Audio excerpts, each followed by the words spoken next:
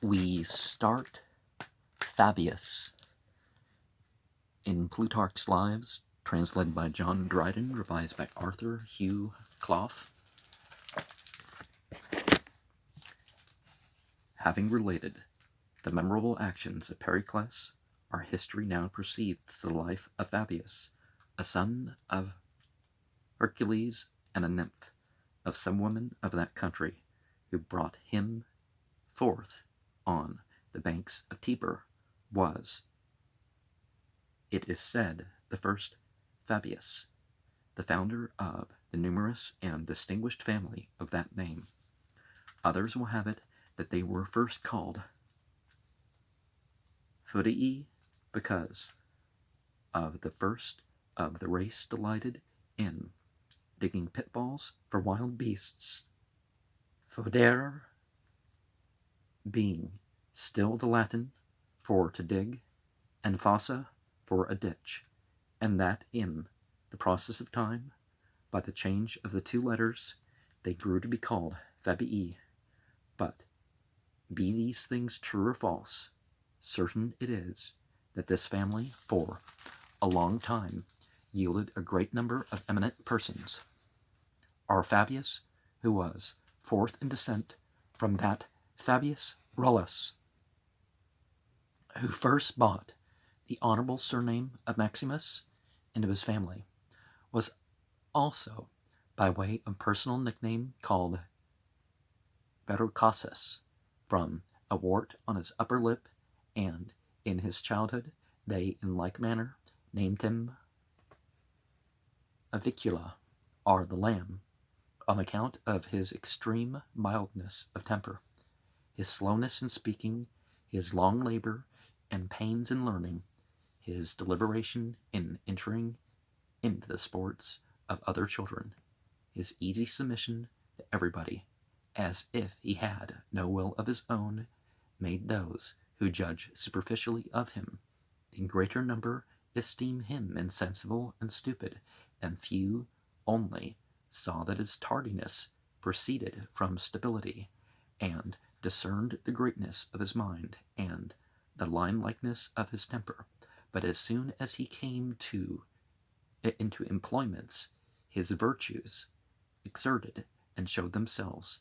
His reputed want of energy then was recognized by people in general as a freedom of passion, his slowness in words and actions the effect of a true prudence, his want of rapidity and his sluggishness as constancy and firmness. Living in a great commonwealth, surrounded by many enemies, he saw the wisdom of inuring his body, nature's own weapon, to warlike exercises, and disciplining his tongue for public oratory, in a style conformable to his life and character. His eloquence, indeed, had not much a popular ornament, nor empty artifice, but there was in it great weight of sense. It was strong and sententious. Much after the way of Thucydides,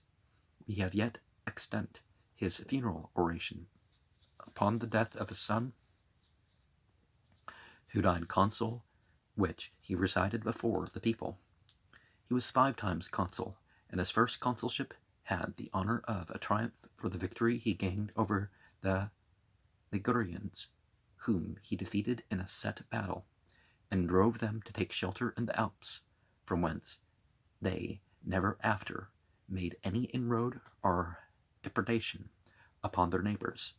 After this, Hannibal came into Italy, who at his first entrance, having gained a great battle near the river Trebia, traversed all Tuscany with his victorious army, and desolating the country round about, filled Rome itself with astonishment and terror. Besides the more common signs of thunder and lightning then happening, the report of several unheard of and utterly strange portents much increased the popular consternation, for it was said that some targets sweated blood, that at Antium, when they reaped their corn, they They mean kernels of grain. Many of the ears were filled with blood, that it had rained red-hot stones. The Valerians had seen the heavens open and several scrolls falling down, in one of which was plainly written, Mars himself stirs his arms. But these prodigies had no effect upon the impetuous and fiery temper of the consul Flaminius,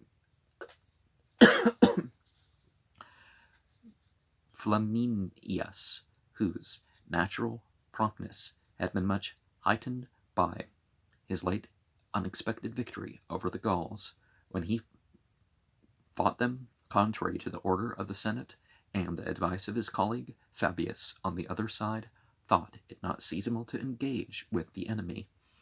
Not that he much regarded the prodigies, which he thought too strange to be easily understood, though many were alarmed by them, but in regard that the Carthaginians were but few and in want of money and supplies, he deemed it best not to meet in the field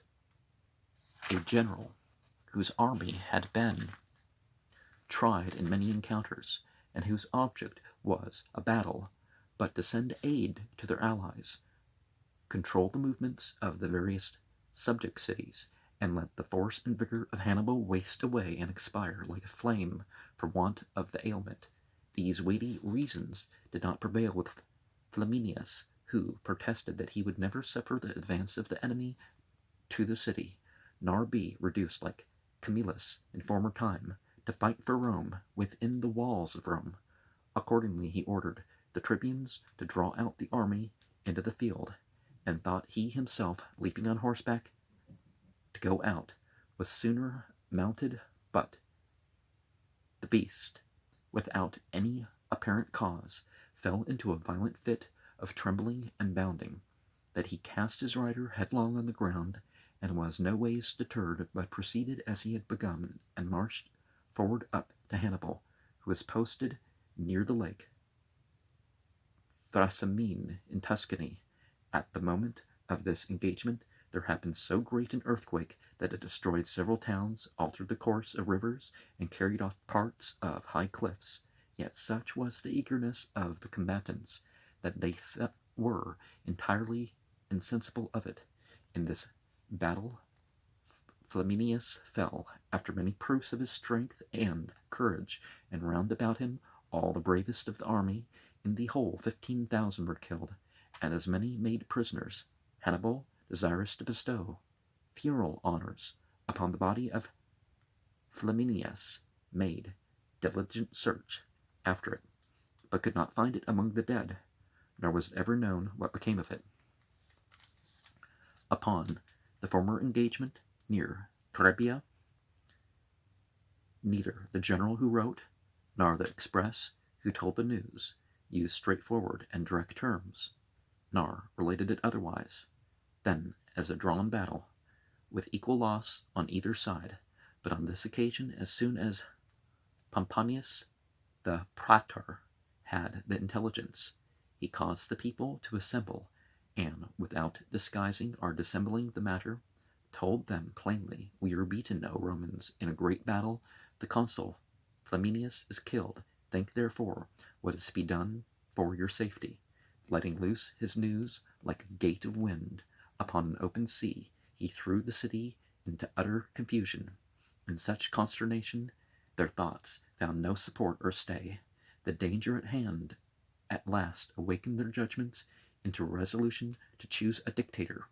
who, by the sovereign authority of his office and by his personal wisdom and courage, might be able to manage the public affairs. Their choice unanimously fell upon Fabius, whose character seemed equal to the greatness of the office, whose age was so far advanced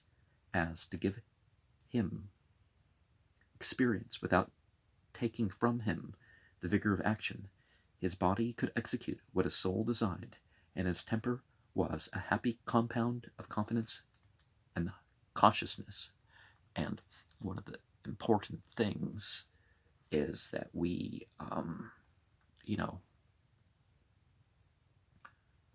don't just maintain what we came with, but we work on ourselves emotionally, physically, psychologically, well, intellectually is probably the better differentiation, right? Between the emotional and the rest of the mental, right? Fabius, being thus installed in the office of dictator in the first place, gave the command of the horse to Lucius Minucius, and next asked leave of the Senate for himself, in that in time of battle he might serve on horseback, which by an ancient law amongst the Romans was forbid to their generals, whether it were that placing their greatest strength in their foot, they would have their commanders in chief posted amongst them, or else to let them know that how great and absolute soever their authority were, the people and senate were still their masters, of whom they must ask leave. Fabius, however, to make the authority of his charge more observable, and to render the people more submissive and obedient to him, caused himself to be accompanied with the full body of 24 lictors, and when the surviving consul came to visit him, sent him word to dismiss his lictors with their tasks, the ensigns of authority, and appear before him as a private person. The first solemn action of his dictatorship was very fitly a religious one, an admonition to the people that their late overthrow had not befallen them through want of courage in their soldiers, but through the neglect of divine ceremonies in the general. He therefore exhorted them not to fear the enemy, but by extraordinary honor to propitiate the entities that they worshipped. This he did not to fill their minds with superstition, but by religious feeling to raise their courage and lessen their fear of the enemy by inspiring the belief that heaven was on their side. But when you do ritual, one of the things you should do is you should evoke yourself. You should provoke, the people or beings that are witnessed, right? That are witnessing it. With this view, the secret prophecies called the Sibylline books were consulted. Sundry predictions found in them were said to refer to the fortunes and events of the time, but none except the consulter was informed. Presenting himself to the people, the dictator made a vow before them to offer in sacrifice the whole product of the next season in Italy, or the cows, goats, swine, sheep, both in the mountains and the plains, and to celebrate musical festivities with an expenditure of the precise sum of 333 sestertia and 333 denarii, with 1/3 of a denarius over. I did a number symbolism video of 333, and you'll see 3 minutes 33 seconds come up in as my shorter videos, and there's significance to that. But I guess we could add this too. The sum total of which is, in our money, 83,583 drachmas and 2 obols. What the mystery might be in that exact number is not easy to determine, unless it were in honor of the perfection of the number 3 as being the first of odd numbers, the first that contains in itself multiplication, with all other properties whatsoever belonging to numbers in general. In this manner, Fabius, having given the people better heart for the future, making them believe that the entities took their side, for his own part placed his whole confidence in himself, believing that the entities bestowed victory and good fortune by the instrumentality of valor and of prudence. And thus prepared, he set forth to oppose Hannibal, not with intention to fight him, but with the purpose of wearing out and wasting the vigor of his arms by lapse of time, of meeting his want of resources by superior means, by large numbers, the smallness of his forces. With this design he always encamped on the highest grounds where the enemy's horse could have no access to him, still he kept pace with them. When they marched, he followed them. When they encamped, he did the same, but at such a distance as not to be compelled to an engagement, and always keeping upon the hills, free from the insults of their horse, by which he means he gave them no rest, but kept them in continual alarm. But this, his dilatory way, gave occasion on his own camp for suspicion of want of courage, and this opinion prevailed yet more in Hannibal's army. Hannibal was himself the only man who was not deceived, who discerned his skill and detected his tactics, and saw, unless he could by art or force bring him to battle, that the Carthaginians, unable to use the arms in which they were superior, and suffering the continual drain of lives and treasure in which they were inferior, would in the end come to nothing. He resolved, therefore, with all the arts and subtleties of war, to break his measures, and to bring Fabius to an engagement, like a cunning wrestler, watching every opportunity to get hold and close with his adversary. He at one time attacked and sought to distract his attention, tried to draw him off in various directions, and endeavoring in all ways to tempt him from his safe policy. All this artifice, though it had no effect upon the firm judgment and conviction of the dictator, yet upon the common soldier, and even upon the general of the horse himself,